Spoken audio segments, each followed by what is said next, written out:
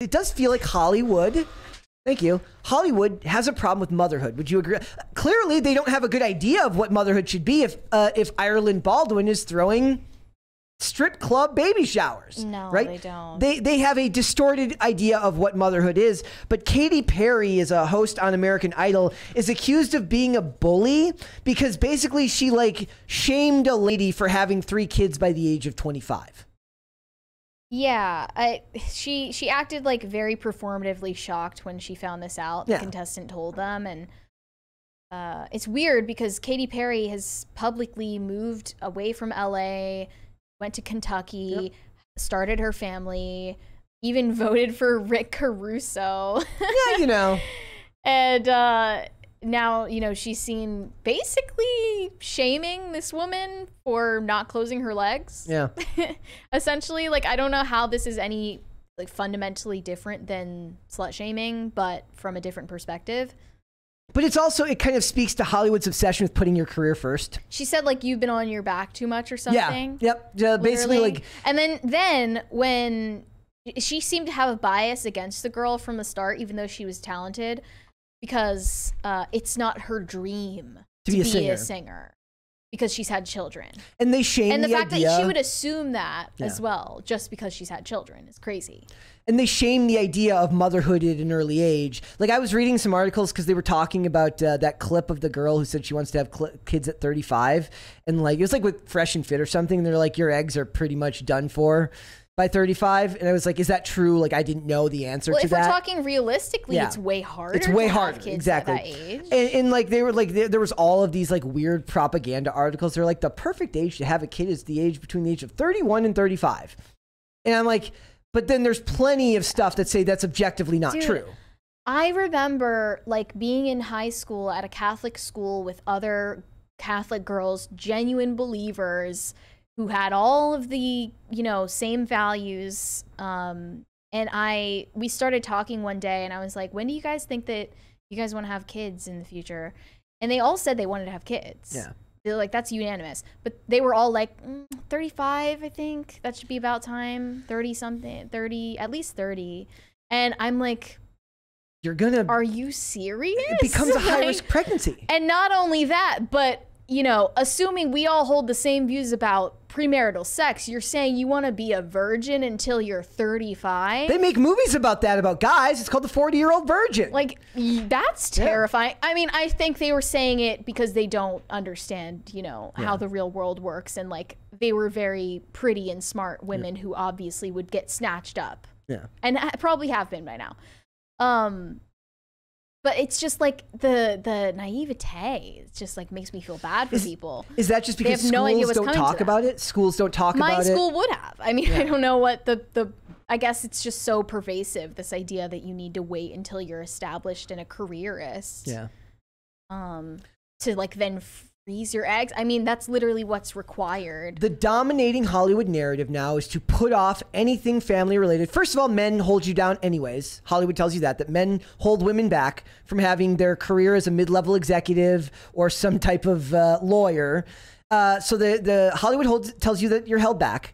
And now they're telling you that the best thing you can do is either wait to have kids until you're 35, which becomes high-risk pregnancy, or freeze your eggs and have in vitro, which are extremely costly and expensive. And I think they're immoral. But I mean, I saw this very sad video this morning of a woman who said she is divorced. She looked really young. Oh, I saw that video. Yeah. She's divorced, and she looked really young. I was shocked that she said she was 36.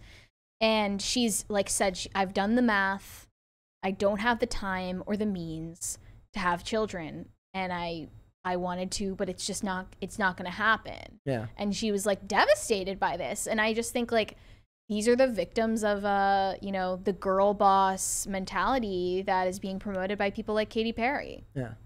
People like Katy Perry, by the way, who have the means and the time to do anything they want with their lifestyle. So Katy used to demean that lifestyle, but She now still does. doesn't. No, she still but she's does. got a She kid still with Orlando does, even Bloom. though she has moved away from the cities. But they're do as I do. They're do as I say, not as I do. Started her family. Yeah, exactly. And you know, of course, with always the qualification that if they do start a family, it's not for everyone. Yeah. You don't have to feel like this is your. They always feel like they have to like preface their statement. Like you don't have to preface and qualify like your life decisions. You know.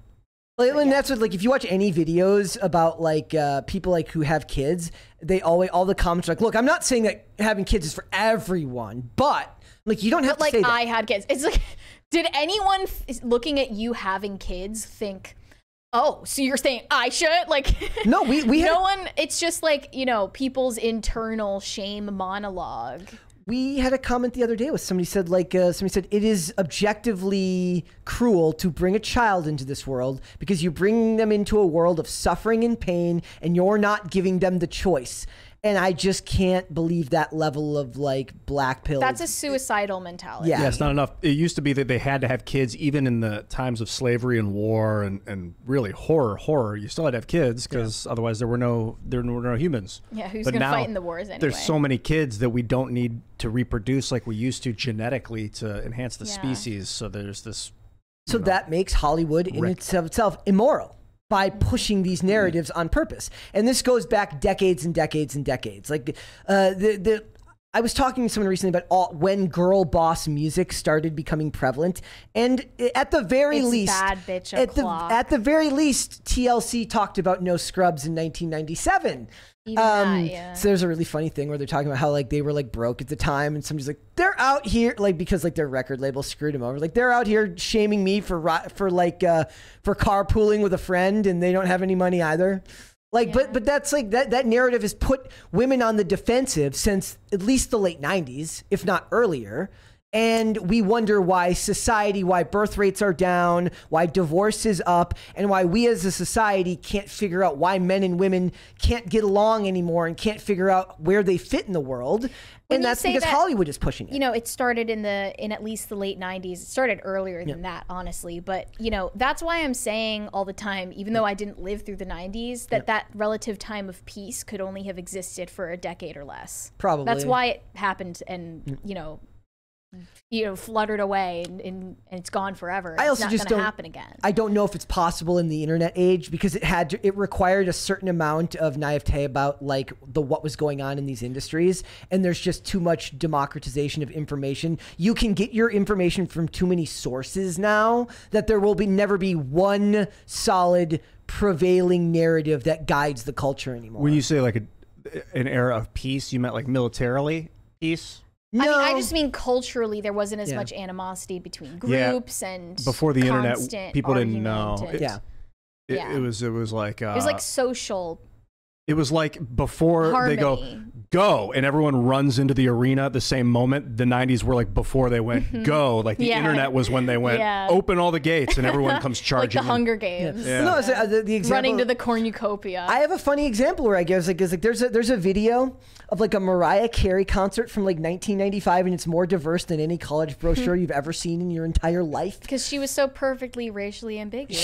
She inspired people of all races, creeds, and there was men, women, like literally everyone was there, and it's the perfect microcosm of how Hollywood had achieved a certain amount of harmony helped create a certain amount of harmony within the culture. But I just think that now there's too many places to get information. There's too many ways in which victimhood has been monetized for people that will never achieve that again. I know that's kind of not a black pill thing. Yeah, I don't know if it's a never thing. Yeah. What's happening though is like every culture on Earth is coming into conflict with every other culture. And you just never were always communicating with every culture all the time. It had never even like it would be rare to have two different cultures. It would be rare to have three cultures interacting at once. Yeah. Ever, because there was no global forum. It didn't exist. You had telephone. That was the only way to like talk to someone far away. Well, and also think about like how many times in the real world do you actually get into like a serious argument involving stuff like ideological beliefs and what you stand for as a person in the real world before the internet? That happened a couple of times in your life. Really? I would. I mean, maybe over dinner. You argue with people at dinner, and it's still easier to have in college, I did that a ton. But In high school, even. Did what exactly? Argued with who? I mean, just nerds who like to debate about everything. I thought that's what college was supposed to be about. You go through a phase with it then, right? Like, but you're not doing it every day. Now you do it every day. Now every day is a battle about what you believe, and you have to argue with people that you disagree with. Society was never meant to function like that. It never happened to me after 9 p.m. I mean, not really. There you go. Until at the internet. Now I'm on Twitter at 2 a.m. Like, what? It's like eating after 8. It's the intellectual version, you know? Like, it's not a healthy practice to stop argue gorging. after 8.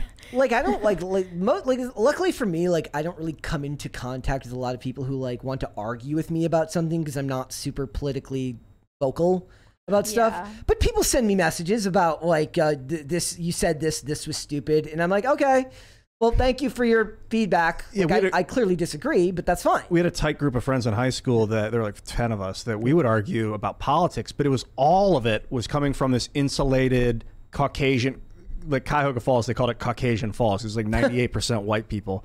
It was this insulated thing where like none of us really knew what communism was. None of us really knew, you know, and we were like, we can all come together. Like no one had any idea that it had been tried before by the Bolsheviks.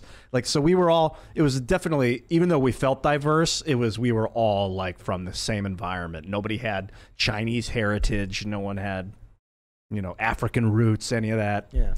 So that was the internet that brought that stuff into my life. I mean, theater school was a little bit more diverse. There was a lot of gay culture in theater school, but it was still as diverse as like Northeast Ohio could be. Yeah.